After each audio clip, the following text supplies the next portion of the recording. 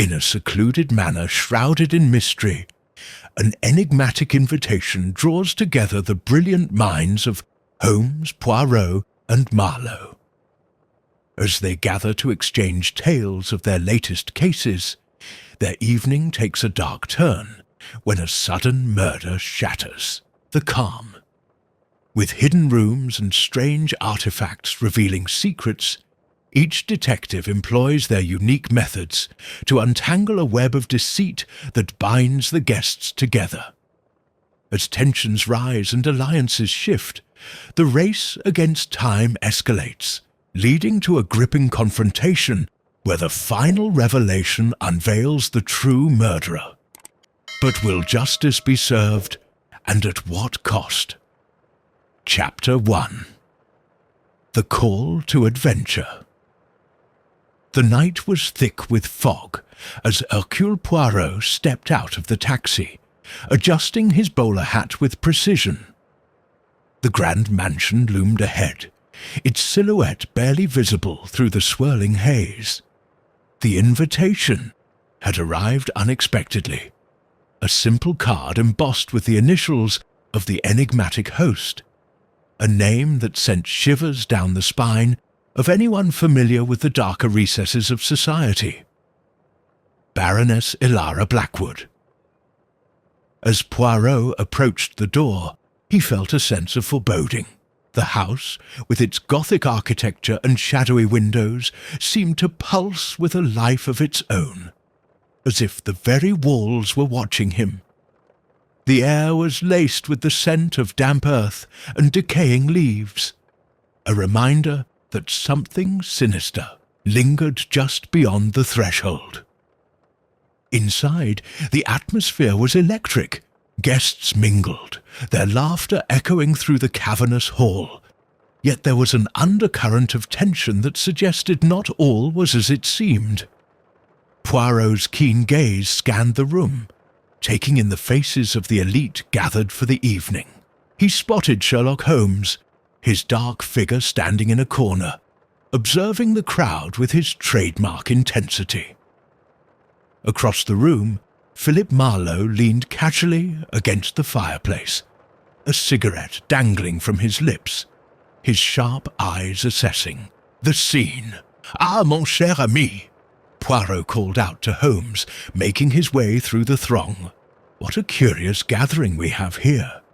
Have you uncovered any mysteries yet?" Holmes offered a slight smile, his eyes glinting with intrigue. "Not yet, Poirot, but I suspect that the night holds secrets yet to be revealed." Before they could delve deeper into conversation, a hush fell over the room as the Baroness appeared, her presence commanding attention. Draped in an elegant black gown, her pale skin contrasted sharply with the darkness surrounding her. She raised a glass, her voice smooth and alluring. "Welcome, dear friends. Tonight we shall celebrate life, but also confront our fears." The two guests exchanged uneasy glances, the air thickening with an unspoken dread. Poirot felt it too, a chill that crept up his spine. The Baroness continued, "I have gathered you here not just for merriment, but to unveil a truth hidden within these walls, a truth that demands to be confronted." Marlowe took a drag from his cigarette, narrowing his eyes. "What kind of truth are we talking about, Baroness? The kind that makes you lose sleep at night?" Her smile faltered for a moment, an imperceptible crack in her composed facade. "Perhaps," she said softly, "the kind that has already stolen a life." A collective gasp rippled through the crowd. Poirot felt the tension rise as the guests murmured among themselves. "What do you mean?" he asked, stepping forward. "Has there been an incident?" The Baroness's gaze turned steely, her voice low and intense. "A murder, a tragedy that has stained this house?" and I fear it is not the last." A shudder passed through the crowd, and Poirot's heart raced. The air grew heavier, laden with a sense of dread that clung to the skin. "Who was the victim?" he demanded, his mind racing to piece together the puzzle. "The victim was a dear friend," she replied, her voice trembling, "and the murderer is among us." A silence enveloped the room, broken only by the crackling of the fire. Poirot's mind whirred as he processed the implications. A murderer in their midst? The very idea sent a thrill of adrenaline coursing through him. He had faced many dangers in his career, but the prospect of unmasking a killer in a house filled with potential suspects was a challenge he could not resist. Holmes stepped closer, his eyes narrowing. "What do you know of the circumstances surrounding this murder, Baroness?" Elara Blackwood hesitated, her composure wavering. "It happened just days ago. A guest was found dead in the library, a room that holds many secrets. I fear that the darkness of this house has awakened something malevolent."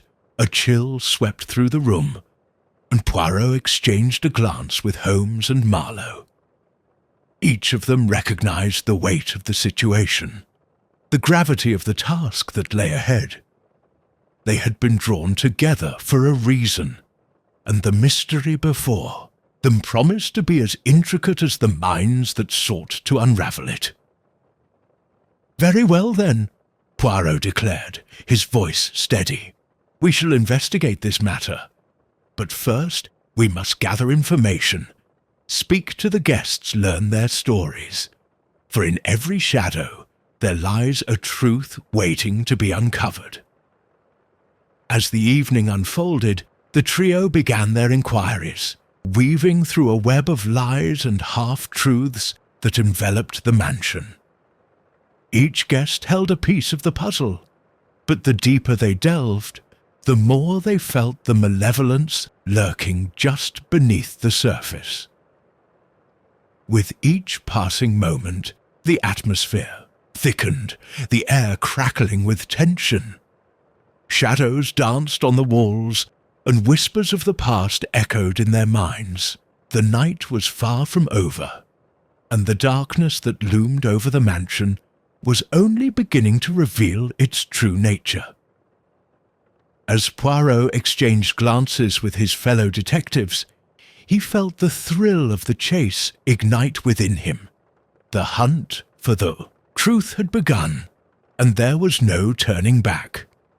Little did they know, the horrors that awaited them would test their limits, pushing them to confront not only the darkness outside, but also the shadows hidden within themselves. Chapter 2. Intrigue in the Air. The atmosphere inside the Blackwood Manor was suffocating, each breath heavy with the weight of unspoken fears. Hercule Poirot, Sherlock Holmes, and Philip Marlowe moved through the grand hall, their senses heightened, searching for the first thread that might lead them to the truth of the Baroness's ominous revelation. The flickering candlelight cast long shadows, creating a sense of foreboding that mirrored the tension among the guests.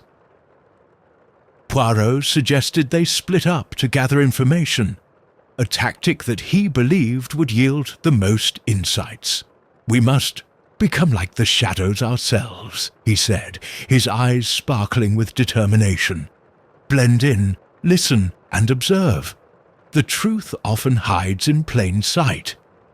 Holmes nodded, his face a mask of concentration. "Agreed. We must tread carefully. Each guest here could either be a witness or a suspect." He handed Poirot a small notebook. "Document everything. Who you speak to, what they say. The smallest detail may prove crucial." Marlowe smirked, adjusting his collar. "And if Things get dicey. I'll be waiting in the corner with a drink. Just give me a shout." He winked, then sauntered off toward a group of guests who were animatedly discussing the recent events. Poirot approached a pair of women seated on a plush sofa, their expressions a mix of shock and intrigue. Bunn, a tall brunette with sharp features, introduced herself as Lady Agnes Hargrove.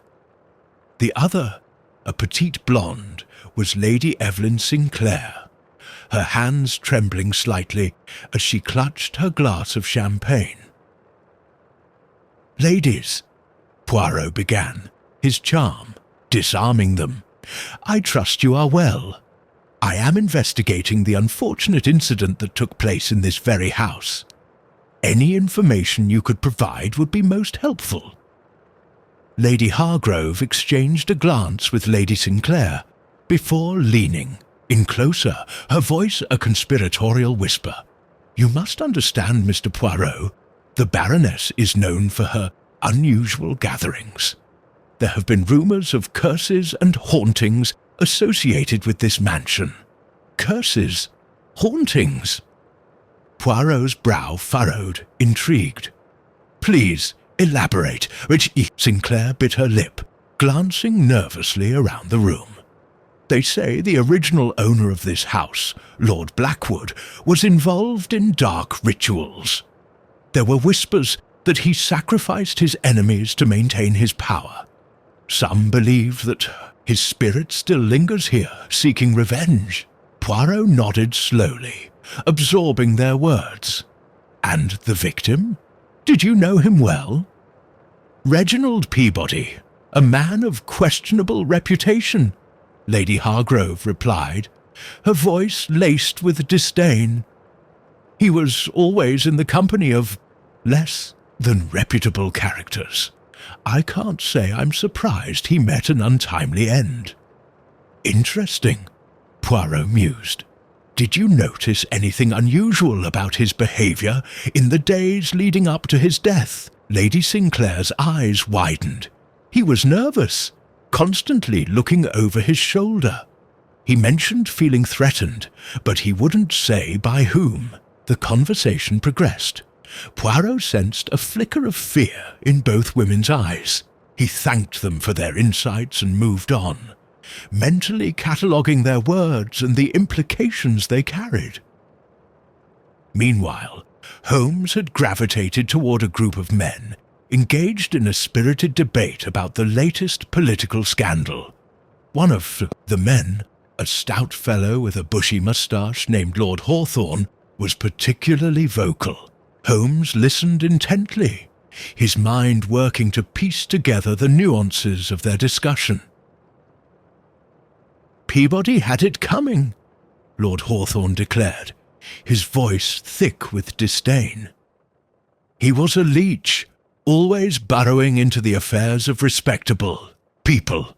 The Baroness should have kept him away. Yet he was a guest," Holmes interjected, his tone calm yet probing. "What do you know of his relationships here?" Lord Hawthorne scoffed. "Relationships? He had none worth mentioning. A man like Peabody had only one true companion, money. And when that ran out, so did his allies." Holmes raised an eyebrow, intrigued. "You imply that he was not well liked." "Did you need me to spell it out for you?" Hawthorne snapped. "Peabody was a parasite, and parasites attract predators. It's no wonder that someone finally decided to eliminate him." The conversation shifted to lighter topics. Holmes took his leave, pondering the implications of what he had heard. The pieces of the puzzle were beginning to fall into place, but the picture remained murky. Marlowe, meanwhile, found himself surrounded by a group of young socialites who were more interested in gossip than the murder that had taken place. He leaned back against the wall, a half smile on his lips as he listened to their chatter. "Did you hear about Reginald's last party?" one young woman exclaimed, her eyes wide with excitement. It was said that he had some very unsavoury guests. Unsavoury? Like who? Asked another, her curiosity piqued. Oh, just some lowlifes from the docks. They say he owed them quite a bit of money, the first woman replied, her voice dropping to a conspiratorial whisper. There were rumours of threats. They claimed they'd make him pay in more ways than one, Marlowe interjected, his voice smooth and confident. Is it true that Reginald had a particular interest in the occult? I've heard whispers that he dabbled in things best left alone. The atmosphere shifted, with the socialites exchanging nervous glances. You're not serious, one of them gasped. Deadly serious. The Baroness herself hinted at it. Strange. Rituals, curses. It's all quite fascinating, isn't it? Marlowe leaned closer, his smile widening. Tell me more about these lowlifes he associated with.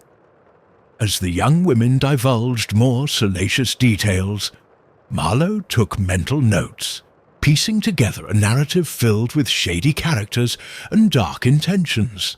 The threads of the story were beginning to intertwine, forming a tapestry of intrigue that hinted at something much deeper than mere murder.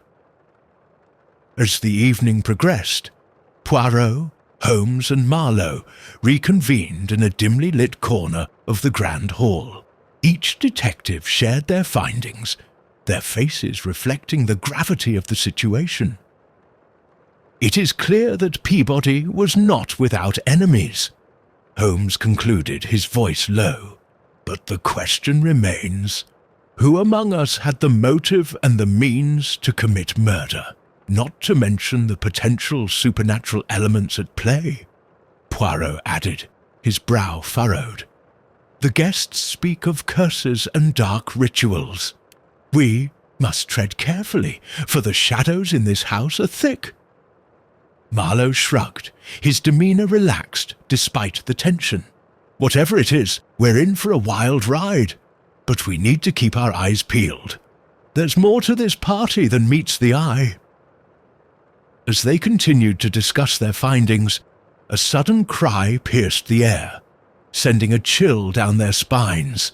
The room fell silent as all eyes turned toward the source of the sound. A figure collapsed on the floor, clutching their throat, gasping for breath. The Baroness rushed forward, her face pale as she knelt beside the fallen guest. "What is happening?" she cried, panic rising in her voice. Poirot, Holmes and Marlowe exchanged a quick glance, their instincts kicking in. The night had taken a darker turn, and the danger was far from over. "We must act quickly," Poirot urged, moving toward the chaos. "There are lives at stake, and the truth is buried deep within these walls." As the detectives sprang into action, the air crackled with tension, and the shadows grew ever darker, hinting at horrors yet to be revealed. The hunt for the truth had escalated, and with it, the stakes had never been higher. Chapter 3. The Victim's Secrets. The chaos that ensued after the guest collapsed was a whirlwind of confusion and fear. Shouts erupted as guests rushed to the fallen figure, some stepping back in horror while others attempted to assist.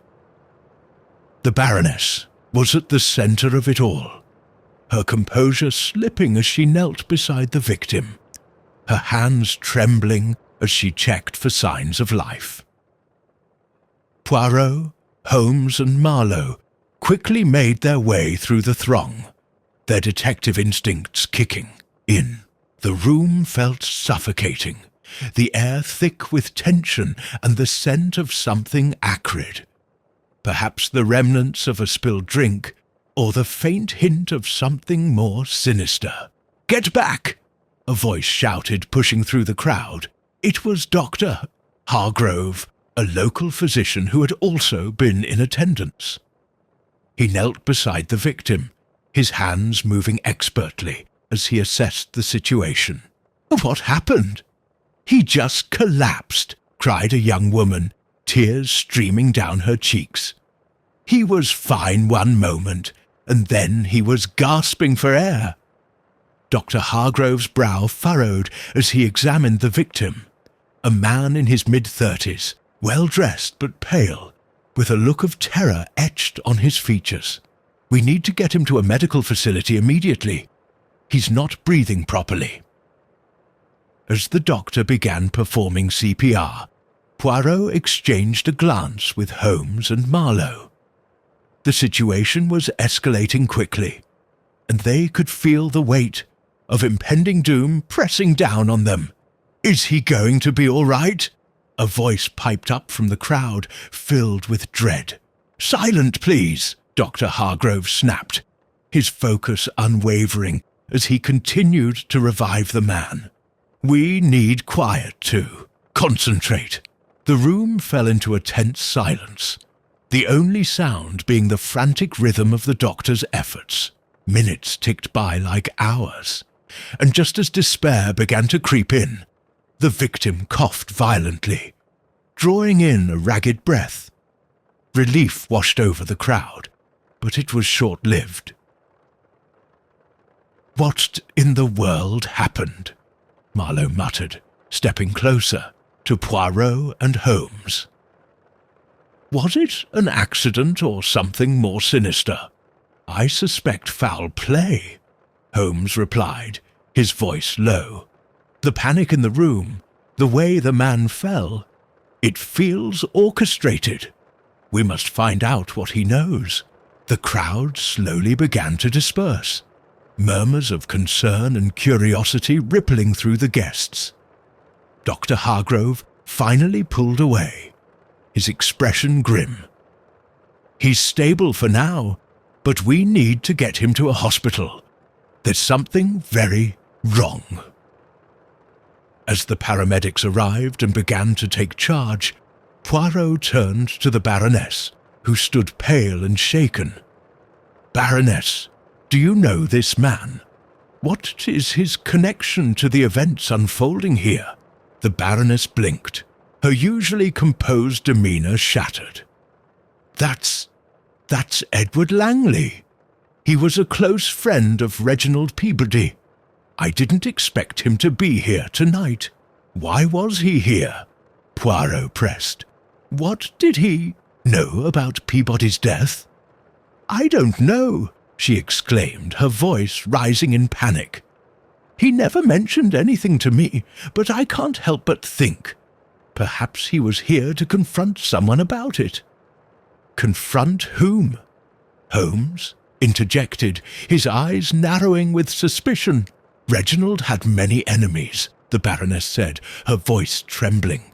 "But I didn't think anyone would go so far as to harm him. He was troubled, but I never thought he was in danger." Marlowe stepped forward, his expression serious. What about these enemies?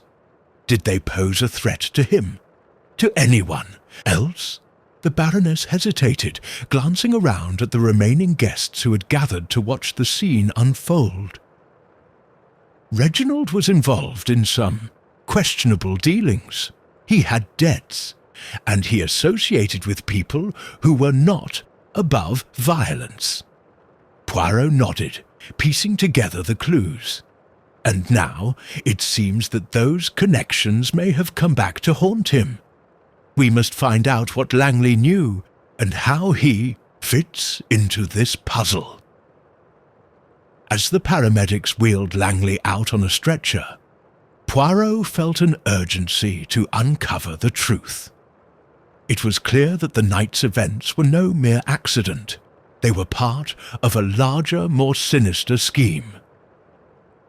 With the crowd slowly dissipating, Poirot, Holmes and Marlowe gathered in the corner of the room, their minds racing with possibilities. "We need to speak to Langley as soon as he is able," Poirot said. But first, we must investigate the relationships surrounding Peabody and Langley. There is much we do not understand. Holmes nodded, his eyes scanning the remaining guests. Let's speak to those who were closest to Peabody. They may provide insight into what led to his death, and now Langley's near demise. Marlowe grinned, his confidence returning. Count me in. I'll charm the truth out of them if I have to. They moved through the now thinned crowd, searching for anyone who might hold a key to the mystery. Their first target was a tall, brooding man standing near the fireplace, nursing a drink. His sharp features and intense gaze suggested he was no stranger to the darker aspects of life. "Excuse me," Poirot approached, his demeanor polite yet firm. "I couldn't help but notice you seem well acquainted with both Reginald Peabody and Edward Langley. May I ask your name?" The man turned slowly, his expression inscrutable. "I'm Victor Hargrove, a friend of both men. What do you want?" Poirot studied him closely. "We are investigating the recent events surrounding their deaths. Any information you could provide would be invaluable." Victor's eyes narrowed, suspicion flashing across his face. "Why should I help you? I don't trust the motives of strangers." "Because," Holmes interjected, his voice calm yet commanding, "trust is a rare commodity in this house, and you may find that sharing your knowledge could protect you from the very danger we are all facing." Victor considered them for a moment, then sighed, seemingly reluctant. "Very well. Reginald was a man who courted trouble. He was involved in something dangerous, perhaps with people who don't take kindly to betrayal." "Betrayal?" Poirot pressed. "Do you know who these people are?" "I've heard whispers of a group that operates in the shadows, criminals who will stop at nothing to collect what they're owed.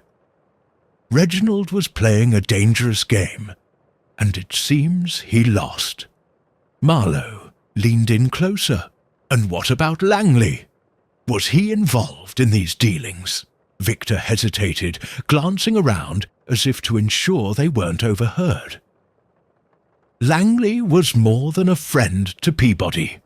They were partners in some ventures that I suspect were less than legal. If Langley was here to confront Peabody about something, it could have cost him dearly." Poirot exchanged a glance with Holmes and Marlowe, the implications sinking in. The night had become a tangled web of deceit, betrayal, and danger, and they were right in the center of it. As they pressed Victor for more details, the tension in the air grew thicker, the shadows around them seeming to pulse with hidden menace. With every revelation, the stakes rose higher, and the question of who would be the next victim loomed ominously over them all. Just then, the Baroness reappeared, her expression grave. "I need to speak to you all. There's something I haven't told you about Langley, something that could change everything."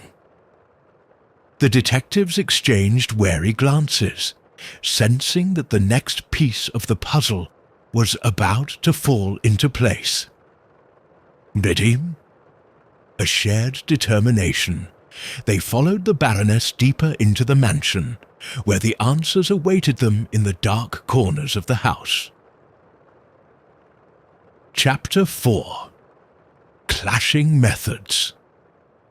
The Baroness led Hercule Poirot, Sherlock Holmes, and Philip Marlowe through the dimly lit corridors of Blackwood Manor, her heels clicking sharply against the polished wood floors. The atmosphere was thick with apprehension, each detective caught up in their own thoughts as they navigated the mansion's labyrinthine layout. The candles flickered, casting eerie shadows on the walls, as if the house itself were alive, watching them. "Here we are," the Baroness said, stopping in front of a heavy oak door embellished with intricate carvings. "This is the study." It was Reginald's favourite place, where he conducted most of his business. Poirot stepped forward, his curiosity piqued. "What kind of business did he conduct here, Baroness?" "Let's just say it involved more than just socializing," she replied cryptically, pushing the door open. "Come in." Inside, the study was adorned with rich mahogany furniture, shelves lined with books, and a large desk cluttered with papers. A fire crackled in the stone fireplace, providing a warm glow that contrasted sharply with the cold tension in the air. Reginald was deeply involved in something dangerous, the Baroness continued, her voice low. He had connections that went beyond our social circles, connections that could lead to his downfall. Marlowe glanced around the room, his eyes landing on a large map pinned to the wall, dotted with various locations marked in red. "What's this?" he asked, stepping closer. "That map details Reginald's dealings," the Baroness said, her voice trembling slightly. "He was looking to expand his influence, but it seems he got in over his head." Holmes approached, the desk examining the papers scattered across it. "And Langley? What role did he play in all of this?" "Langley was his partner, though not always a trustworthy one," the Baroness replied, crossing her arms defensively. "There were whispers that he might have been siphoning off funds, but I never thought it would come to this." Poirot's mind raced as he processed the information. If Langley was involved in these dealings, he could have been in danger himself. It's possible that someone wanted to silence him before he could talk about Peabody's activities, or someone wanted to eliminate both of them. Holmes interjected, his brow furrowing in thought. If they were partners, then any fallout would directly affect Langley. The tension in the room escalated as they began to realize the intricate web of deceit that surrounded the two men. The Baroness, visibly shaken, paced the floor. "I didn't want to believe it. Reginald was charming, charismatic, but there was always something lurking beneath the surface." Marlowe leaned against the desk, his demeanor relaxed yet watchful. "You know, Baroness, charm can be a weapon as dangerous as a knife. If he had enemies, they might have come for him and Langley together. Are there any remaining associates or enemies we should be aware of?" Poirot asked, his tone firm. The Baroness hesitated, biting her lip. "There are rumours of a man named Victor Sloane. He's been involved in shady dealings with Reginald for years. If anyone would want to harm him, it would be Sloane." Holmes raised an eyebrow. "And where might we find this Victor Sloane?" "I believe he's been staying at the local tavern, the Black Swan," the Baroness replied, her expression grave. "But be careful. He's not a man to be trifled with."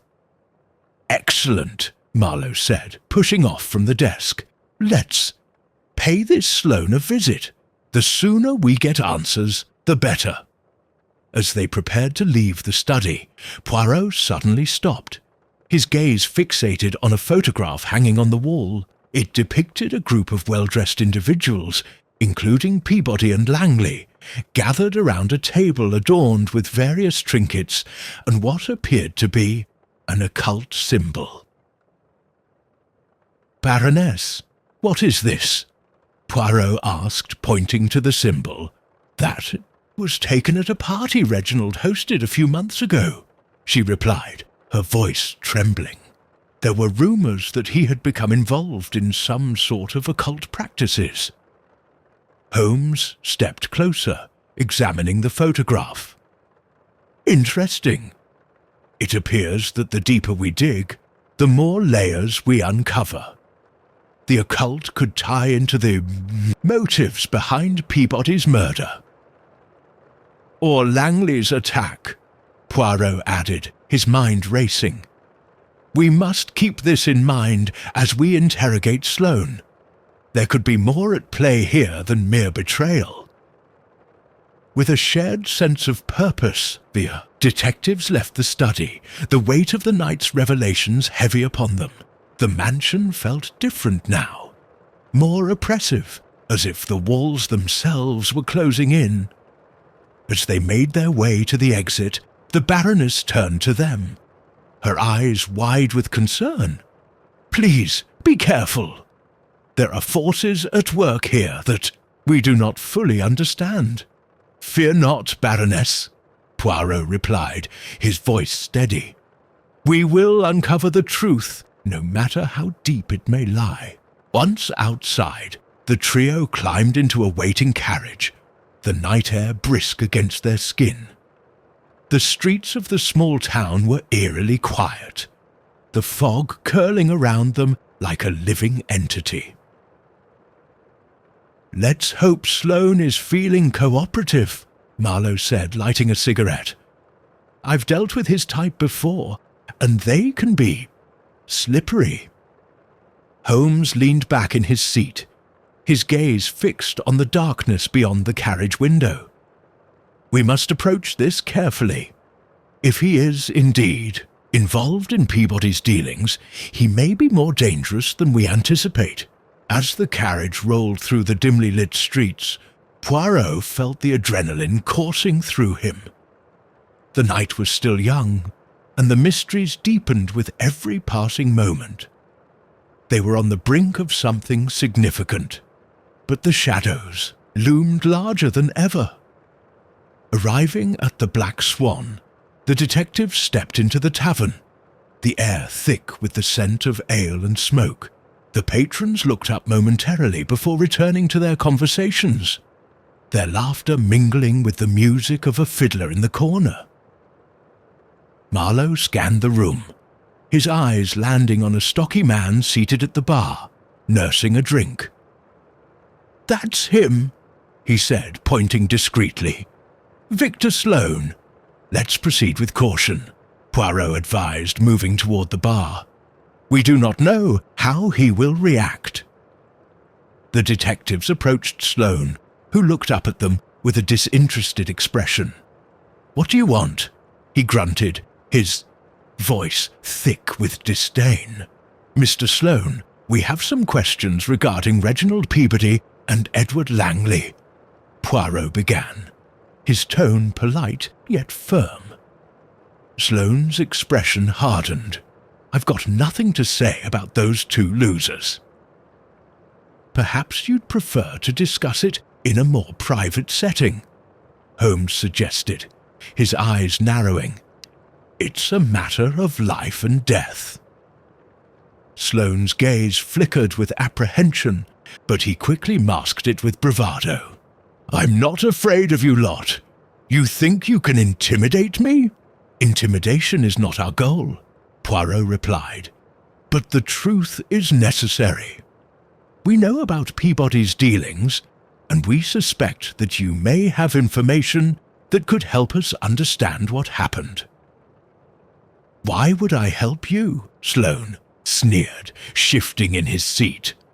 What's in it for me? Your own safety, for one, Marlowe interjected, leaning closer. You don't want to be caught up in this mess. Trust me, it's better to talk now than to face the consequences later. Sloane's bravado began to wane as he processed their words. The tension in the air thickened, and Poirot sensed that they were close to breaking through. Fine, Sloane relented, his voice low. But I want something in return. I want out of this town. If you can get me a way out, I'll tell you everything I know. Consider it a negotiation, Holmes said, his tone measured. Now speak. With a resigned sigh, Sloane leaned in closer, his voice barely above a whisper. Peabody was in over his head. He had debts, serious ones. He thought he could play both sides, but he was wrong. Someone wanted him dead, and they weren't going to stop until they got what they wanted. Who? Poirot pressed, his interest piqued. People who are not kind. People who don't take kindly to betrayal, Sloane replied, glancing around nervously.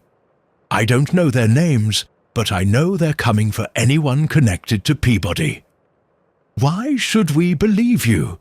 Marlowe challenged, his eyes narrowing. Because I have no reason to lie, Sloane shot back. If they find out I talk to you, I'm a dead man. You can't protect me from them. Poirot studied Sloane's face, weighing his words carefully. If what you say is true, then we must act quickly. We need to find out who is behind this, and we need to ensure your safety. Then you better get to it, Sloane replied, his voice trembling. Because they're coming, and when they do, they won't stop until they've gotten what they want. With that ominous warning hanging in the air, the detectives exchanged glances, the pieces of the puzzle coming together, but still shrouded in darkness.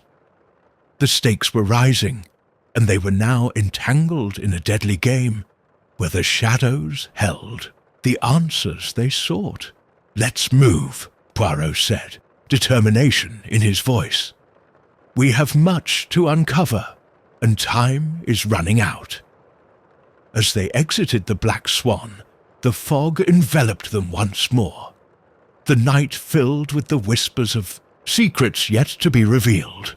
The hunt was intensifying, and the danger was closer than ever. Chapter 5. The First Lead. The chill of the night seemed to seep into their bones as Hercule Poirot, Sherlock Holmes, and Philip Marlowe left the Black Swan. The streets were eerily quiet, the only sound being the distant rustle of leaves and the soft crunch of gravel beneath their feet. The urgency of their situation pressed heavily upon them. They had a lead, and they needed to act quickly. Where do we go from here? Marlowe asked, glancing at Poirot, who was deep in thought. We need to follow the trail of Peabody's debts, Poirot answered, his mind racing with possibilities. If Sloane is correct, the individuals involved will have connections to those who wanted him eliminated. We must find out who Peabody owed money to, and who might have been angered by his actions. Holmes nodded, his eyes glinting with interest. That's a solid start. If we can uncover his financial dealings, we may find a motive for his murder, and perhaps Langley's assault. Then let's head to the local bank, Marlowe suggested. They would have records of any loans or transactions Peabody made. It's worth a shot. As they made their way to the bank, the darkness seemed to cling to them like a shroud. Each shadow felt alive, and the cold air was thick with an unshakable sense of dread. The closer they got to uncovering the truth, the more palpable the danger became. Upon arriving at the bank, they found it closed for the night. Poirot approached the door, testing the handle instinctively, but it was locked tight. We shall have to find another way in, he said, determined. Perhaps we could speak to one of the employees, Holmes suggested. Even if they can't access the records, they might have insights about Peabody's dealings. Before Poirot could respond, Marlowe had already moved to the side of the building, peering through a small window. There's someone inside, he whispered, his eyes narrowing. I think I see a light. "Let's not waste time," Poirot replied, leading the way around the back of the building. They found a side entrance that was slightly ajar, and after a quick glance around, they slipped inside. The interior was dimly lit and eerily silent. Rows of wooden desks and filing cabinets stretched out before them, a testament to the bank's once bustling activity. Poirot moved forward cautiously, his instincts alert. "We must be quick and quiet. We do not want to attract attention." As they crept deeper into the bank, they spotted a young woman seated at a desk, her head bent over a ledger. She looked up suddenly as they approached, her eyes widening with surprise. "Who are you?" "Shh," Marlowe hissed, raising a finger to his lips. "We're not here to cause trouble. We have some urgent questions about Reginald Peabody." The woman's expression shifted from surprise to caution. "What do you want to know?" "His financial dealings," Poirot said, his tone authoritative yet calm. "We believe they may have led to his recent, unfortunate demise." She hesitated, glancing nervously toward the door. "I can't discuss client information without authorization." "Think carefully," Holmes interjected, his voice steady. "Peabody's debts could have put him in jeopardy. If you know something, it could save lives." The woman's resolve faltered as she considered their words. "All right," she said reluctantly, "but you didn't hear this from me." Peabody was in over his head. He had taken out a substantial loan, much more than he could afford to pay back. And there were rumors that he was involved with some dangerous people. "Who?" Poirot pressed, leaning closer. "Who did he owe money to? I can't say for sure, but there were whispers about a loan shark named Anton Voss," she whispered, glancing around as if expecting someone to burst in at any moment. "He's known for being ruthless. If Peabody crossed him—" Marlowe's expression darkened. "Then he might be the one we need to speak to. Where can we find this Voss?" "I don't know where he operates out of. He's not someone who likes to be found," she said, her voice trembling. "But I do know he frequents a club on the outskirts of town, the Velvet Room. It's a place for unsavory types." "Thank you," Poirot said, his voice steady as he sensed the urgency building. "You've been very helpful. We appreciate your discretion." As they turned to leave, the woman called out, her voice barely above a whisper. "Be careful. Voss is dangerous.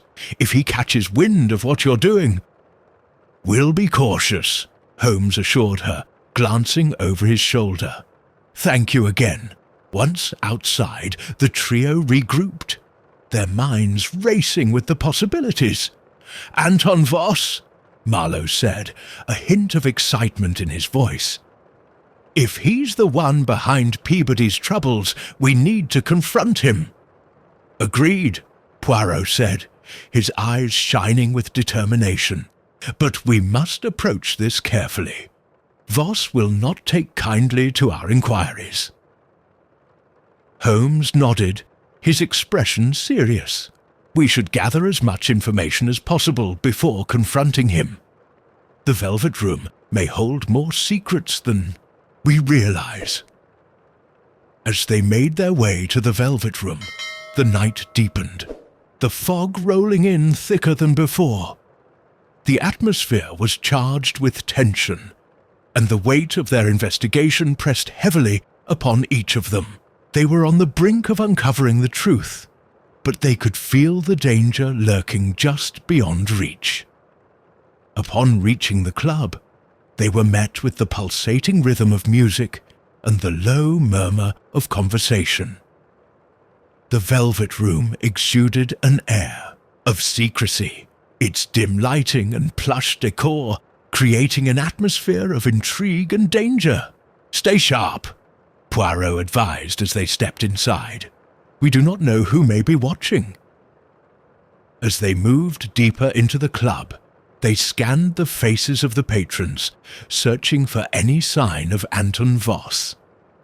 The room was filled with characters from all walks of life, some laughing, others glancing, furtively over their shoulders. "Let's split up," Holmes suggested, his eyes keen. "We can cover more ground this way. If anyone knows Voss's whereabouts, we'll find them." The detectives nodded, each heading in different directions, their senses heightened as they began to mingle with the crowd.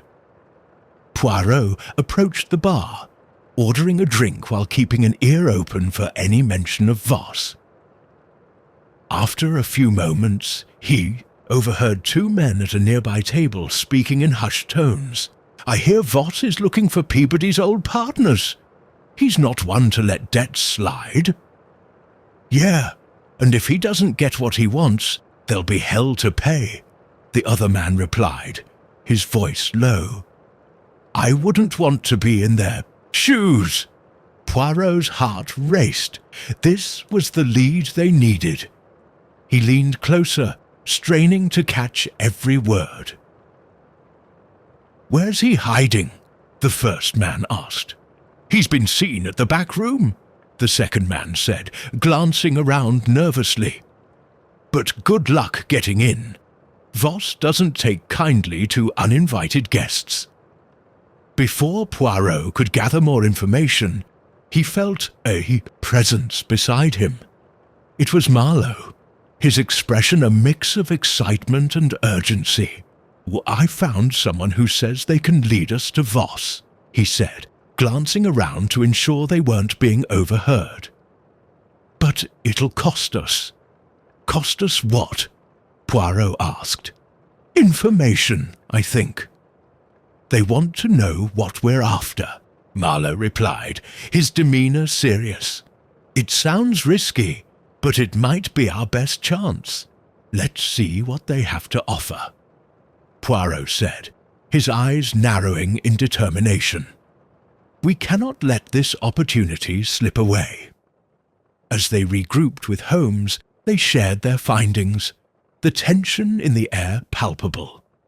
They were on the verge of uncovering the truth, and with each lead, they felt the grip of danger tightening around them. "Let's find this contact and see what they know," Holmes said, his voice steady. "Time is of the essence." With a shared sense of purpose, the detectives set off through the thrumming crowd, their hearts pounding with anticipation. The first lead had emerged, and they were determined to follow it to the heart of the mystery that threatened to engulf them all. Chapter 6. Shadows of the Past.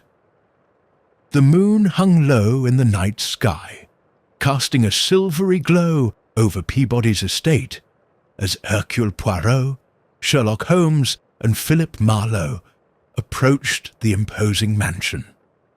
The air was thick with tension, each step echoing with the weight of their discoveries.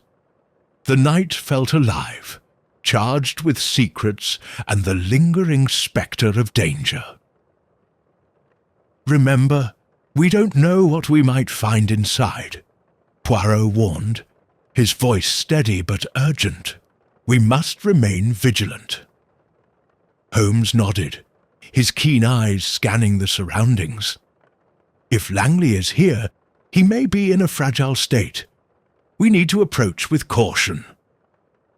As they reached the front door, Poirot hesitated for a moment, his instincts urging him to consider the possibilities. This place carries the weight of many memories, both light and dark. We must be prepared for anything. With a shared glance, they pushed open the door, the creaking sound reverberating through the quiet halls of the estate. The interior was dimly lit, the air heavy with the scent of aged wood and dust, remnants of a once vibrant life. "Langley!" Poirot called out, his voice echoing through the empty corridors. "Are you here?" Silence answered him, thick and oppressive. The atmosphere felt charged, as if the very walls were holding their breath. They moved cautiously through the foyer, their footsteps muffled by the plush carpet. As they entered the main sitting room, a sense of unease washed over them.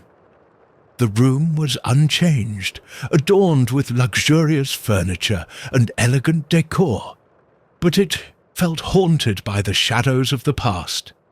Photographs lined the walls, moments frozen in time, memories of laughter and joy, now overshadowed by the tragedy that had unfolded. "Look," Holmes said, pointing to a photograph of Peabody and Langley, arms around each other, smiling broadly. They were close. Whatever has happened between them must have had deep roots. "Indeed," Poirot replied, his brow furrowing. "But it is the shadows of their past that we must now confront.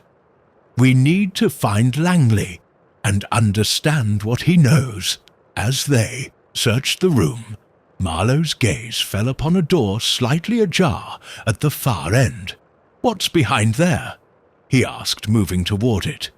"Let's check it out," Holmes replied, his curiosity piqued. With a gentle push, Marlowe opened the door, revealing a dimly lit library filled with books and dusty relics of a bygone era. The atmosphere was thick with nostalgia, the scent of old paper and leather filling the air. As they stepped inside, Poirot's eyes were drawn to a desk in the corner, papers strewn across its surface. "Perhaps there's something here that will lead us to Langley," Poirot said, moving closer to the desk. He rifled through the papers, his heart racing as he discovered a letter addressed to Peabody from an unknown sender. The handwriting was hurried and frantic. "What does it say?" Marlowe asked, peering over Poirot's shoulder. "It seems to be a warning," Poirot replied, his brow furrowing as he read aloud. "Reginald, you must be careful. There are eyes everywhere, and they are closing in. You cannot trust anyone, not even Langley. The debts you've incurred are more dangerous than you realize. I fear for your safety." Holmes's expression darkened. This implies there were deeper issues at play. Peabody was aware of the danger surrounding him, yet he continued down this path. Or perhaps he felt trapped, Marlowe suggested, his voice thoughtful. If he was in too deep, he may have believed he had no choice but to proceed. Poirot set the letter down, his mind racing. We must find Langley. This warning could be the key to understanding what transpired. If he received threats similar to this, he may know who was behind them. Just then, they heard a noise from outside the library. A faint rustling followed by the sound of footsteps. The three detectives exchanged anxious glances. "Someone is here," Holmes whispered, his eyes narrowing. "We need to hide."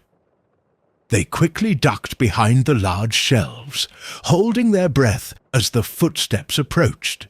The door creaked open, and a figure stepped inside. A tall man, dishevelled and panic-stricken. It was Edward Langley. "Langley!" Poirot exclaimed, stepping out from behind the shelves. "We've been looking for you." Startled, Langley jumped back, his eyes wide with fear. "You shouldn't be here," he hissed, glancing nervously over his shoulder.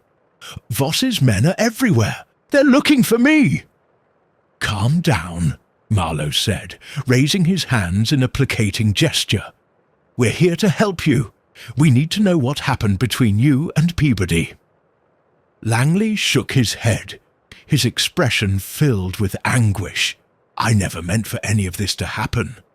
Reginald was in trouble, deeper than I realized. I tried to warn him, but he wouldn't listen." "What do you mean?" Holmes pressed, stepping closer. "What trouble?" "There were debts, dangerous, people involved. I thought we could manage it, but things spiraled out of control," Langley confessed, his voice trembling. "Voss was not someone to be trifled with. I was afraid for my life, and now you're afraid for your safety again," Poirot said, his eyes searching Langley's. "What about this letter? Did you receive similar warnings?" Langley's face paled as he nodded. "Yes, I received a note just like that one, a few days before Reginald died. I was terrified. I thought I could protect him, but I failed. I didn't know who to trust anymore." "Did you confront Voss?" Holmes asked, his voice steady. "I tried, but he's ruthless. I realized, too, late that I had put us both in danger," Langley replied, his voice thick with regret. "I thought I could make it right, but now it's too late." Poirot stepped forward, his eyes piercing. "If we are to find a way out of this, we need to confront Voss. Do you know where he might be hiding?" Langley hesitated, anxiety etched on his face. "He frequents a club on the outskirts of town, the Velvet Room. It's where he meets with his associates." "That's where we were earlier," Marlowe said, his mind racing. "We need to return there and find him." "Be careful," Langley warned, his voice urgent. "If Voss sees you, he won't hesitate to make you pay for sticking your noses where they don't belong." "Then we must be strategic," Poirot said, determination in his voice. "We will gather our strength and plan our approach. We cannot let fear dictate our actions any longer." Langley nodded, a flicker of hope igniting within him. "I'll help you however I can. I owe it to Reginald." As they formulated their plan, the tension in the air shifted. They were on the brink of uncovering the truth, but they knew the path ahead would be fraught with danger. The shadows of the past loomed large, threatening to consume them all. With their resolve strengthened, the detectives prepared to confront Anton Voss, determined to untangle the web of deceit that had ensnared them all. The truth awaited, hidden within the shadows, and they were ready to face whatever darkness lay ahead. Chapter 7. A Dangerous Game. The early morning light began to pierce through the heavy clouds. Hercule Poirot, Sherlock Holmes, and Philip Marlowe hastily gathered their thoughts and prepared for their confrontation with Anton Voss. They understood the stakes were higher than ever. The tangled web of deceit surrounding Reginald Peabody's murder and Edward Langley's plight demanded immediate action. "We need to head to the Velvet Room and confront Voss before he can disappear," Poirot said, his voice firm with determination. "He is the key to unraveling this mystery." Holmes nodded, his mind already racing through potential scenarios. "We must be careful. Voss is not a man to underestimate. He will have guards, and he will not hesitate to use violence." Langley, who had been anxiously pacing the library, interrupted. "If you're going to confront Voss, you need to be prepared. He's not just dangerous, he's cunning. He'll try to manipulate the situation to his advantage." "Then we must turn the tables on him," Marlowe replied, a glint of determination in his eyes. "We need to gather information that can give us leverage." As they made their way to the Velvet Room, the streets were a blur of colour and noise. the city, waking up to the day ahead. But the trio was focused, their minds set on the confrontation that lay ahead. Upon reaching the club, they paused outside, taking a moment to gather their thoughts. The entrance was adorned with flashing lights and a bouncer, a hulking figure, who scrutinized anyone seeking entry. "We'll need a plan," Poirot said, his eyes narrowing as he assessed the situation. "We cannot simply barge in and expect to get answers." Holmes scanned the area, his keen senses picking up on the details. "Perhaps one of us should create a distraction while the others slip inside. We can gather intel without alerting Voss." Marlowe nodded in agreement. "I could provoke the bouncer. If he's focused on me, you two can find a way in." Poirot considered this for a moment. "A bold move, but we must ensure our safety. I will accompany you, Marlowe, while Holmes sneaks in through a side entrance." With their plan set, they quickly made their way to the entrance. Marlowe approached the bouncer, his demeanor casual yet confident. "Hey there, big guy.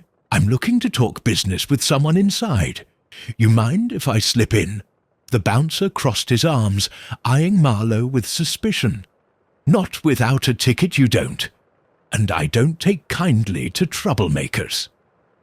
"Troublemaker? Not me," Marlowe replied, feigning a relaxed grin. "I just have a few questions for a friend of mine, Anton Voss. You know him?" At the mention of Voss's name, the bouncer's expression shifted, but he remained unmoved.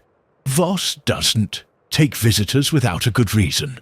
You'd best turn around." Just then, Poirot stepped forward, an air of authority about him. "My good man, we are not here to cause trouble.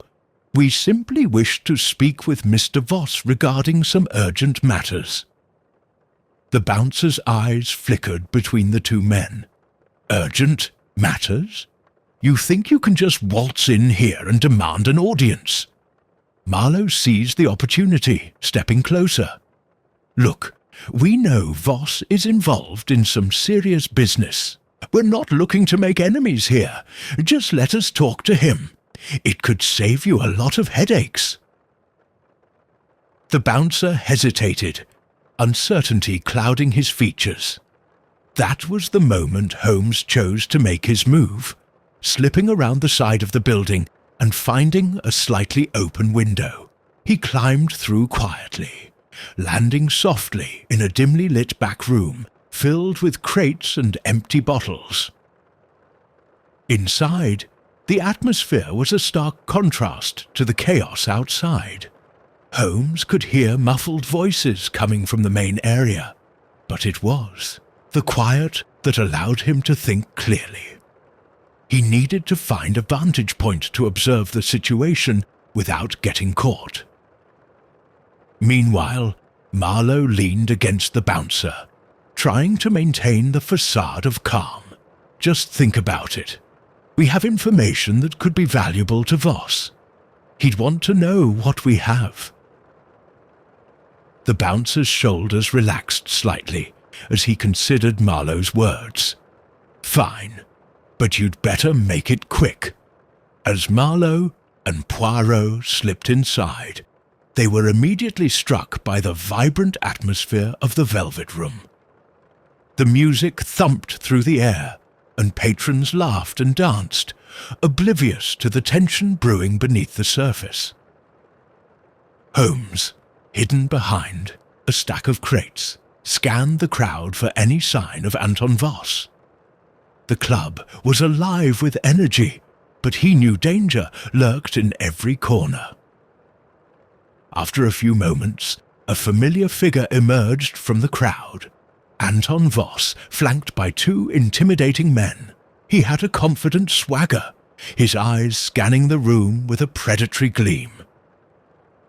"Time to gather some information," Holmes muttered to himself, focusing intently on Voss and his entourage. He needed to hear what they were discussing. Back at the entrance, Marlowe nudged Poirot. "We need to find out where Voss is going to be. Let's blend in and see if we can overhear something." As they made their way deeper into the club, they maneuvered through the throngs of people, trying to keep a low profile. The excitement of the atmosphere was palpable, but they knew their purpose. "Over there," Poirot whispered, nodding toward a table where Voss and his men had settled. "We must get closer." They edged closer to the table, straining to hear the conversation. Voss leaned in, his voice low but intense. "Peabody may be dead, but his debts are still alive. I want to ensure that anyone connected to him knows what happens when they cross me." One of his men, a burly figure with tattoos snaking up his arms, nodded. "What about Langley? He's still out there, and we can't let him slip away." Voss clenched his jaw, the tension palpable. "Find him. We can't let him warn anyone. He knows too much."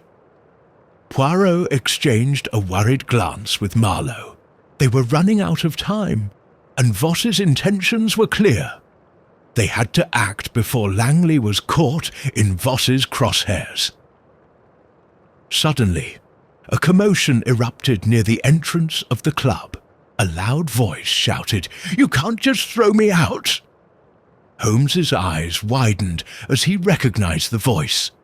It was Langley, and he was being forcibly escorted out by the bouncer. Holmes had to act quickly. With a swift movement, he burst out from his hiding place, making his way toward the exit just as Langley was being pushed outside. "Langley!" Holmes shouted, grabbing his arm. "Get inside!" The bouncer turned, surprised by Holmes's sudden appearance. "You can't bring him back in here. He's trouble." "He's with us," Holmes asserted, pulling Langley into the club as the bouncer hesitated. "We need to talk to Voss." Marlowe and Poirot, realizing the situation was escalating, quickly joined them. "What's going on?"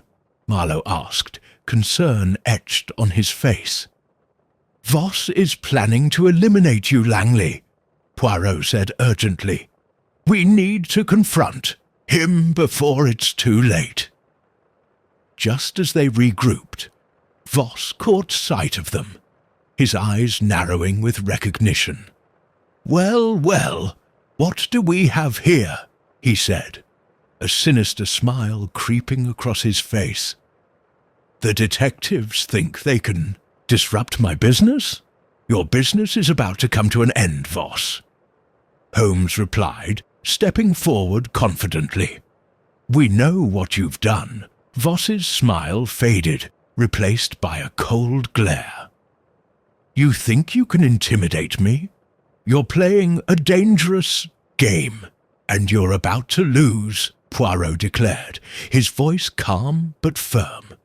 "We have the evidence to bring you down." Voss's laughter echoed through the club, a chilling sound. "Evidence? You think you can threaten me with flimsy accusations? You have no idea who you're dealing with." Suddenly, the atmosphere shifted, tension palpable as Voss signaled to his men. "Get rid of them," he ordered, his voice low and menacing. Without hesitation, the two guards moved forward, ready to subdue the detectives. But Marlowe reacted quickly, stepping in front of Langley. "We're not leaving without answers." A scuffle broke out, the chaos of the club erupting into violence as patrons gasped and scrambled away from the commotion. Holmes maneuvered, deftly, using his surroundings to his advantage, while Poirot remained focused, his mind racing to find a way out of the situation. "No! We need the truth!" Langley shouted, his voice filled with desperation as he tried to break free from the chaos. As tensions escalated, Poirot spotted an exit at the back of the room. "This way," he called, leading the group towards safety. "We must escape before it's too late." With Voss's men closing in, the detectives pushed through the crowd, adrenaline fueling their escape. They burst through the back door, finding themselves in a dimly lit alleyway, the sounds of the club fading behind them. "We need to regroup," Holmes said, breathing heavily. "If Voss is onto us, we must find a way to turn the tables." Langley looked shaken but resolute. "I can't go back there. He'll kill me." "We'll protect you," Marlowe assured him, his voice steady. "But we need to act quickly. Voss won't stop until he finds you. Then we must find a way to gather more evidence against him," Poirot suggested, his mind racing. "We can't let him continue his reign of terror." As they huddled together in the alley, the reality of their situation sank in. They were in a dangerous game, but they were determined to uncover the truth, no matter the cost. "We may have lost this battle, but the war is far from over," Holmes declared, his eyes filled with resolve. "Let's regroup, gather our resources, and prepare for our next move." With their spirits renewed, the detectives set off into the darkness, ready to face whatever challenges awaited them. The dangerous game they played had only just begun, and they were determined to emerge victorious. Chapter 8. The unseen hand, the cool night air enveloped Poirot, Holmes, Marlowe, and Langley as they retreated from the chaos of the Velvet Room. The danger had escalated, and the stakes were higher than ever. They knew they needed a plan to counter Anton Voss's ruthless ambitions and protect Langley before it was too late. "Where do we go from here?" Langley asked, his voice trembling with anxiety. "Voss won't stop until he finds me." Poirot placed a reassuring hand on Langley's shoulder. "We will find a way to keep you safe. But first, we need to gather more information about Voss and his operations. We must understand the extent of his influence." "I have a contact," Marlowe suggested, his expression thoughtful. "A former informant who knows the ins and outs of Voss's dealings. If anyone can shed light on his operations, it's him." "Then we should meet this informant," Holmes replied, his mind already working through the possibilities. "Where can we find him?" "His name is Benny. He hangs out at a diner on the edge of town. The last stop. If he's still alive, he'll have information that could be crucial," Marlowe explained. "Let us not waste time then," Poirot urged.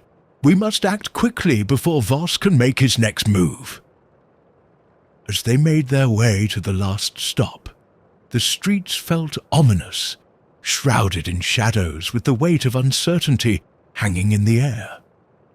Langley walked closely behind, his anxiety palpable.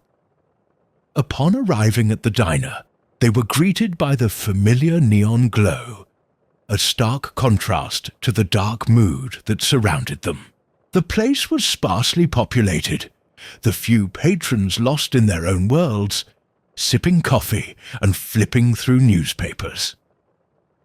"Benny should be around here somewhere," Marlowe said, scanning the diner. "Let's find him." After a moment of searching, they spotted a dishevelled man in a booth at the far end, nursing a cup of coffee. He looked up as they approached, recognition flickering in his eyes. "Marlowe!" Benny exclaimed, his voice laced with surprise. What brings you back here, and who are your friends?" "This is Poirot and Holmes. We need your help, Benny," Marlowe said, sliding into the booth across from him. "We're looking for information on Anton Voss." Benny's expression changed, a mix of fear and concern. "Voss? You're playing with fire, my friend. That man is dangerous." "We know," Holmes replied, leaning forward. "But we need to understand his operations and connections. What can you tell us?" Benny hesitated, glancing around nervously before lowering his voice. "Voss is connected to some powerful people. He runs a tight ship, and anyone who crosses him doesn't last long. He's involved in illegal gambling, loan sharking, and worse. Peabody was just a small player in a much larger game." "Then we need to uncover the full extent of that game," Poirot said, his eyes sharp. "Do you have any leads on his associates, or where he might be operating?" "I've heard whispers," Benny said, his voice barely above a whisper. "He has a warehouse down by the docks where he conducts most of his business. That's where he meets with his clients and makes deals. If you want to find dirt on him, that's where you need to go." "Thank you, Benny," Marlowe said, relief flooding through him. "This could be the break we need." "But be careful," Benny warned, his eyes darting toward the door. "Voss's men are everywhere, and they've been looking for Langley. If they find out you're after him—" "We'll take precautions," Poirot assured him. "But we cannot let fear dictate our actions. The truth must come to light." As they left the diner, their resolve strengthened. They headed toward the docks. The air was thick with salt and anticipation, the sound of waves crashing against the shore filling their ears. "Once we reach the warehouse, we need to be strategic," Holmes said, his mind racing with possibilities. "We should find a way to gather evidence without being detected." Poirot nodded, his eyes scanning the area. "We must remain vigilant. Voss will not take kindly to intruders." Approaching the warehouse, they found it looming in the shadows, its entrance guarded by two burly men. The atmosphere was tense, and the faint sounds of voices drifted from within. "Let's observe from a distance," Holmes suggested, gesturing for them to crouch behind a stack of crates. "We need to find out who is inside and what they are discussing." As they settled in, they strained to listen. The voices grew louder, and soon they could make out the conversation. "Voss needs to handle Langley before he becomes a problem," one of the men said, his voice low and gravelly. "He's already causing too much noise. Let him try," another voice scoffed. "We'll take care of him. Voss has bigger fish to fry." "What about the shipment?" the first man pressed. "We can't let anything slip through the cracks. If the cops catch wind of this, it'll be over. Voss has it under control. Just make sure you're ready to deal with Langley if he shows his face." Poirot exchanged glances with the others, his mind racing. "We need to find a way in and gather evidence of their dealings." Holmes nodded, his eyes narrowing in thought. "We can create a diversion. If we can draw the guards away, we can slip inside unnoticed." Marlowe looked around, spotting a stack of crates nearby. "I can make some noise over there. It should be enough to distract them." "Make it quick," Poirot urged. "We don't have much time." With a determined nod, Marlowe quietly moved toward the crates, carefully knocking them over to create a loud clatter. The guards turned, their attention diverted. "What was that?" one of them shouted, moving toward the sound. Now was their chance. "Let's go," Poirot urged, leading the way toward the warehouse entrance. They slipped inside, the dim light illuminating the chaos of crates and barrels stacked high. The atmosphere was thick with tension, and they could hear the chatter of Voss's associates coming from the back. "Stay low and stay quiet," Holmes instructed as they moved deeper into the warehouse, their hearts pounding with anticipation. They approached the source of the voices. They found a group of men gathered around a table, maps and documents spread out before them. Voss stood at the center, his presence commanding. "This deal is crucial," Voss was saying, his voice steady. "If we succeed, we'll have complete control over the area. No one will stand in our way." "Are you sure we can trust the new partners?" one of the men asked, concern etched on his face. "Trust is irrelevant," Voss replied, his tone cold. "What matters is power. We need to eliminate any threats, starting with Langley." The detectives exchanged alarmed glances, realizing the gravity of the situation. They had to act fast. Poirot spotted a small stack of documents on the edge of the table, a potential goldmine of evidence. "If we can get those papers, we may have enough to expose Voss." "Let's create another distraction," Holmes suggested. "I can knock over something else to get their attention again." "Do it," Marlowe said, his voice tense. "We don't have much time." Holmes moved stealthily, positioning himself near a stack of barrels. With a swift motion, he knocked. One over, the loud crash echoing through the warehouse. "What now?" Voss snapped, turning toward the noise, his eyes narrowing. "Check it out." The guards moved to investigate, leaving the table momentarily unguarded. "Now's our chance," Poirot urged, quickly moving toward the documents. With quick hands, he snatched the papers and stuffed them into his coat, just as the guards returned to the table. "What's going on?" one of them asked, looking bewildered. "Nothing," Voss replied, his eyes scanning the room suspiciously. "Get back to work. We have business to attend to." With the documents safely in hand, the detectives knew they had to escape before Voss discovered their presence. "We need to get out of here," Marlowe whispered urgently. They turned to leave, but just as they reached the entrance, they were confronted by one of Voss's guards. "Not so fast," the man growled, blocking their path. Holmes reacted quickly, darting to the side and attempting to slip past him. "We need to go," he urged, but the guard lunged forward, grabbing him by the collar. In the chaos that ensued, Poirot saw an opportunity. "Langley!" he shouted. "Now!" With a surge of adrenaline, Langley pushed past the guard, knocking him off balance. "Run!" he yelled, leading the way as they bolted for the exit. The sound of shouting erupted behind them as they burst through the door, sprinting into the night. The warehouse loomed behind them, a dark figure filled with danger and secrets.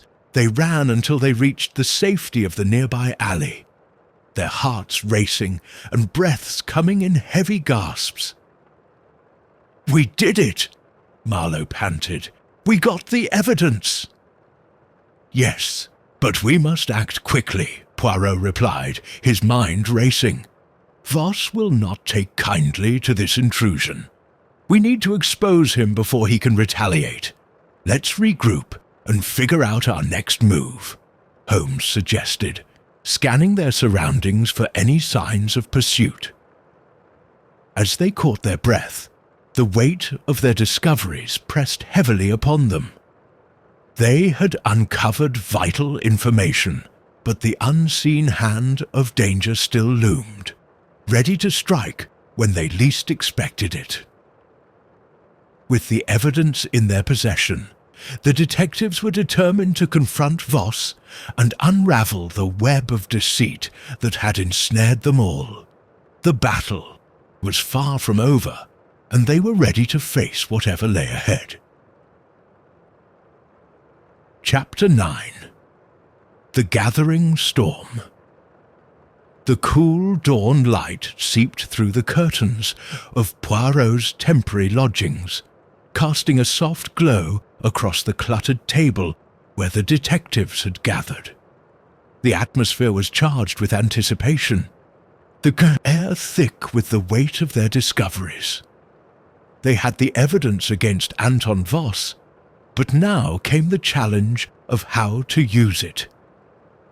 Poirot meticulously arranged the documents they had retrieved from the warehouse, dealings, contracts, and names that could unravel Voss's empire.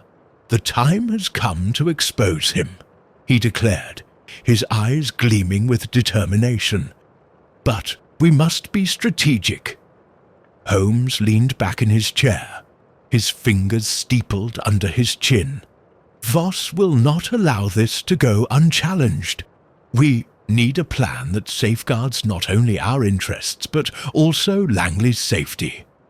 Langley, still visibly shaken from their encounter, spoke up. "What if Voss retaliates? He's dangerous, and I can't put you all at risk because of me." "Your safety is our priority," Marlowe assured him, his voice firm. "But we cannot let fear dictate our actions. We have the upper hand now." Poirot nodded. "Indeed, we can use this evidence to leverage Voss's downfall. We must ensure that the authorities are involved, and we need to present our findings in a way that leaves no room for doubt." Holmes stood, his expression thoughtful. "We should contact Inspector Lestrade. He has the resources and the authority to take Voss down once we present the evidence." "Agreed," Poirot replied, "but we must also prepare for Voss's response. He will not take kindly to this." As they worked out their strategy, the atmosphere outside began to change. Dark clouds gathered overhead, casting an ominous shadow over the city. The gathering storm mirrored their own brewing conflict, a sense of impending danger lurking just out of sight. "I feel the weight of the storm as well," Poirot said, glancing out the window. "It is as if the very heavens are warning us of the turbulence to come. Let's not waste time," Holmes replied, his voice resolute. "We need to contact Lestrade and lay our cards on the table." As they prepared to leave, Langley's anxiety bubbled to the surface once more. "What if Voss finds out before we can act? I can't go back to hiding." "Then you will stay with us," Marlowe said firmly. "We will ensure your safety. If Voss tries anything, we'll be ready." With their resolve set, they ventured out into the increasingly volatile weather. The wind whipped through the streets, carrying with it the scent of rain and danger. They made their way to Scotland Yard, each step echoing with the weight of their mission. Upon arriving, they were greeted by Inspector Lestrade, a man of stout build and sharp wit. "What's all this about?" he asked, raising an eyebrow as they entered his office. "We have crucial information regarding Anton Voss," Poirot began, his tone urgent. "We need your assistance to bring him to justice." Lestrade's interest piqued. "Go on." Holmes laid out the evidence before him. Contracts, financial records, and accounts of Voss's dealings that showed a pattern of illicit activity. This is only the tip of the iceberg. Voss is running an extensive operation that has already resulted in death and destruction. We need you to act before he can move against us." Lestrade studied the documents, his brow furrowing. "This is serious. If what you say is true, Voss is a far greater threat than we realized." "We need to move quickly," Poirot urged. "Voss is dangerous and will not hesitate to retaliate against anyone who threatens his empire." "Right," Lestrade replied, his demeanor shifting to one of determination. "I'll mobilize a team. We'll need to gather more evidence, but if we can catch him off guard, we might have a chance." Just then the room was jolted by a loud crash of thunder, the storm outside intensifying. The rain began to pour heavily, a torrential downpour that seemed to mirror the tumultuous situation they found themselves in. "Time is of the essence," Holmes said, his voice steady. "We can't afford to wait for too long.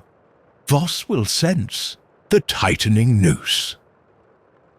As Lestrade began to organize his team, Poirot, Marlowe, and Langley exchanged worried glances. The tension in the room was palpable, the weight of their impending confrontation bearing down on them. "Langley, you must stay hidden until we can ensure your safety," Poirot instructed gently. "We will protect you, but you cannot put yourself in harm's way." Langley nodded, the fear in his eyes evident.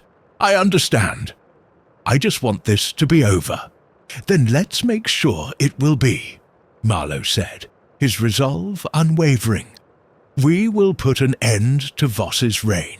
With the storm raging outside, the detectives and Lestrade finalized their plan.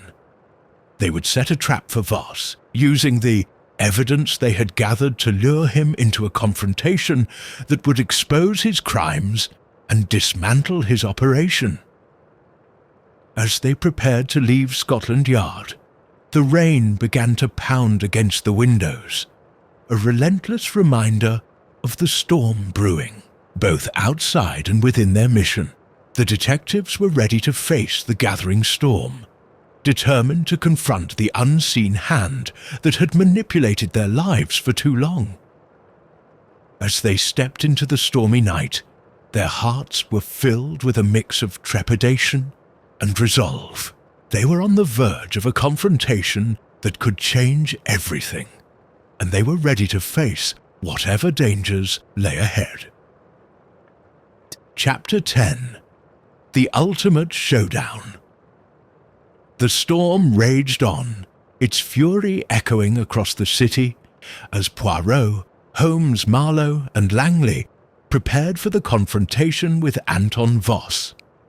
The rain lashed against the windows of Scotland Yard, mirroring the tension that filled the air. They were on the brink of a showdown that would determine not only Langley's fate, but also the future of Voss's criminal empire. "Inspector Lestrade, what's the plan?" Holmes asked, his voice steady despite the storm outside. Lestrade gathered his thoughts, his expression serious. "We'll establish a perimeter around Voss's warehouse. We have enough evidence to warrant a raid, but we need to be cautious. Voss is likely to have armed men with him. Then we must move quickly and decisively," Poirot said, his eyes gleaming with determination. "We cannot allow him the chance to escape or retaliate." With the plan set, the detectives and Lestrade's team mobilized, heading toward the docks where Voss's warehouse loomed like a dark fortress against the stormy skies. The rain drummed relentlessly against the pavement, but their resolve was unwavering. As they arrived at the warehouse, Lestrade signaled to his team to take positions. The detectives huddled together, their hearts pounding with anticipation. "Remember, our primary goal is to gather evidence and arrest Voss," Lestrade reminded them. "And stay alert. We don't know what we're walking into." "Voss is cunning," Holmes added. "He will likely anticipate our move. We must be prepared for anything." With a nod, they approached the entrance, the sound of their footsteps muffled by the rain-soaked ground. As they neared the door, Poirot took a deep breath, steeling himself for the confrontation ahead. "On my count," Lestrade whispered, his hand poised on the door handle. 3, 2, 1. With a swift motion, Lestrade kicked the door open, and they surged inside, weapons drawn. The warehouse was dimly lit, the shadows playing tricks on their eyes as they scanned the space for any signs of Voss and his men. "Clear!" Lestrade called out, moving deeper into the warehouse. The interior was filled with crates and barrels, the smell of salt and machinery mingling in the air. But it was the sound of voices that caught their attention, echoing from the back of the building. "Let's move," Holmes urged, leading the way as they crept toward the source of the conversation. As they approached, they could hear Voss's voice, low and menacing. "We need to move the shipment tonight. I won't let anyone stand in my way. Not Langley, not the police." "Are you sure it's safe?" one of his men asked, uncertainty creeping into his voice. "What if they're on to us? They won't catch us off guard," Voss snapped. "We've already disposed of the loose ends. Langley is a problem we can handle. Not if he has those detectives with him," the man replied. "We can't underestimate them." Poirot exchanged a glance with Holmes, their eyes narrowing in understanding. Voss was planning something sinister, and they couldn't allow it to unfold. "Now, let's expose him," Poirot whispered, a steely resolve settling in. With a shared nod, they moved into the main area, revealing themselves to Voss and his men. "Anton Voss!" Lestrade shouted, his voice resonating through the warehouse. "You're under arrest." Voss turned, surprise morphing into rage as he registered their presence. "You think you can just barge in here and threaten me? You're making a grave mistake." "Enough of your games, Voss," Holmes declared, stepping forward. "We have the evidence to bring you down." Voss's expression hardened, and he motioned to his men, "Get rid of them." A fight erupted as Voss's men lunged at the detectives. Holmes moved quickly, using his agility to evade the attackers, while Poirot utilized his surroundings to his advantage, disarming one of the guards with a swift maneuver. Marlowe stepped in, throwing punches with calculated precision, while Langley, despite his fears, found a newfound courage and joined the fray, assisting Marlowe in tackling one of Voss's men to the ground. "Keep them back," Lestrade shouted, firing a warning shot into the air, the sound reverberating through the warehouse. "We have you surrounded," but Voss was undeterred. "You think this is over? You have no idea who you're dealing with," he shouted, his eyes wild with fury. He reached for a concealed weapon, aiming it at Langley. "Langley, duck!" Holmes shouted, pushing Langley out of the way just as Voss fired. The bullet whizzed past, hitting a crate and splintering wood everywhere. "Get down!" Lestrade ordered, taking cover behind a stack of barrels as the chaos intensified. In the heat of the moment, Poirot spotted a lever attached to a nearby crate, marked with a warning label. "That could be our advantage," he shouted, rushing toward it. "What are you doing?" Holmes asked, keeping an eye on Voss. "I'm going to create a diversion," Poirot called back, pulling the lever down.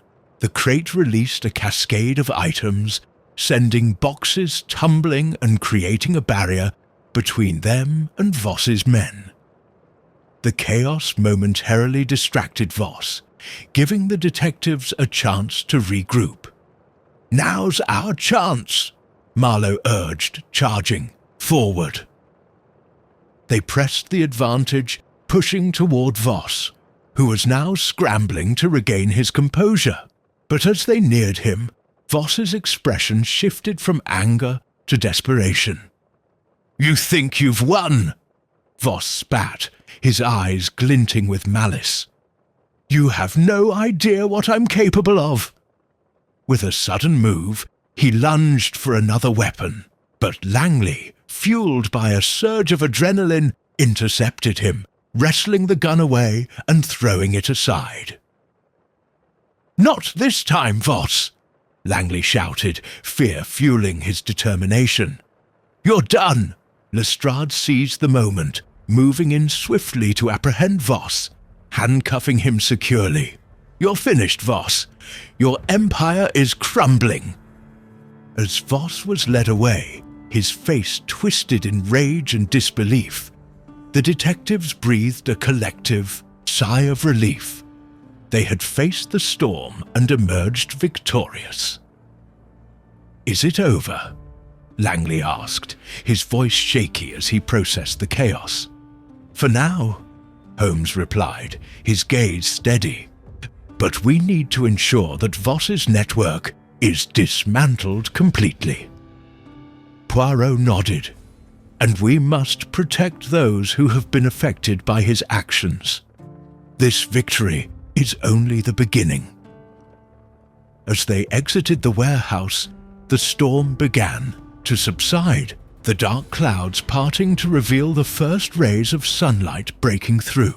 The air felt fresh, almost cleansing, a stark contrast to the turmoil they had just faced.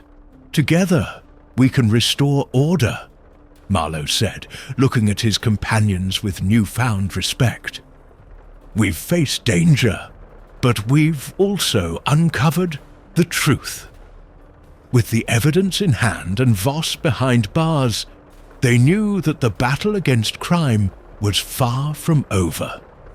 But they had each other, and they were ready to face whatever challenges lay ahead. As they walked away from the warehouse, the storm passed, leaving a sense of hope in its wake.